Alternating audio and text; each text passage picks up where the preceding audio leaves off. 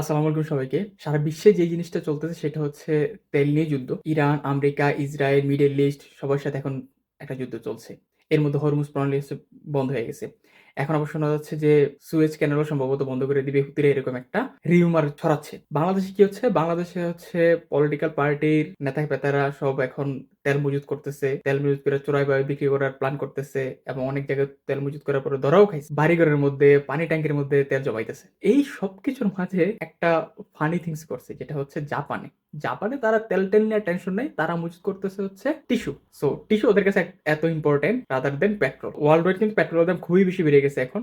এবং ওদের এই বয়টা শুরু হয়েছে কিন্তু সেই 1973 সালের সময়। 1973-74 সালে যখন পেট্রোলের ক্রাইসিস দেখা দিয়েছে, তখন ওদের এখানে টিস্যুর ক্রাইসিস দেখা গেছিল। তো ওরা কিন্তু টয়লেটের হিসাবে, মানে আমরা যেমন টয়লেটে পানি ইউজ করি বেশি, ওরা কিন্তু টিস্যু ইউজ করে।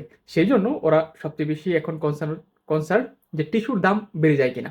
সেজন্য ওরা এই টয়লেট গুলাকে বাজার থেকে কিনে নিতেছে, মজুত করতেছে, মানে ব্যক্তি পর্যায়ে পর্যন্ত কিনে কিনে মজুত করতেছে। জাপানের যে এই পেপার ইন্ডাস্ট্রি আছে, এর আন্ডার প্রায় 41টা কোম্পানি আছে। এই 41টা কোম্পানি ম্যানেজার বলে যে প্রায় 60% মতো র মেটেরিয়ালস আমাদের রিসাইকেলিং থেকে আসে, এবং বাকি 40% নর্থ আমেরিকা এবং নর্থ আমেরিকা সহ আর কয়েকটা জায়গা থেকে ওরা আমদানি করে। তারপরেও ওরা এই তেল বা পেট্রোলের ক্রাইসিসের কারণে আগের যে শক ছিল 1973 সালে পেট্রোল শক, সেই শকের ফলে ওদের যে ক্রাইসিস ছিল টিস্যু ক্রাইসিস, সেই ক্রাইসিসকে মনে করে এখন সবাই এখন সোশ্যাল মিডিয়াতে এখন ভাইরাল যে সবাই দ্রুত টিস্যু পেপার মজুত করে। ওরা এখন এই কাজটা করতেছে। এবং 2020 সালের সময় যে করোনা প্যান্ডেমিক হইলো 19-20-এ, সে সময় ওদের এরকম ক্রাইসিস হয়েছিল এবং তারাও তখন মজুত করেছিল এই টিস্যুগুলো। সারা দুনিয়া যাচ্ছে একদিকে, পেট্রোলের মজুত করতেছে, পেট্রোল নিয়ে হামতাম করতেছে, পেট্রোলের বিকল্প তৈরি করতেছে, আর ওরা মজুত করতেছে টিস্যু পেপার। জাপানিজরা খুবই উইয়ার্ড।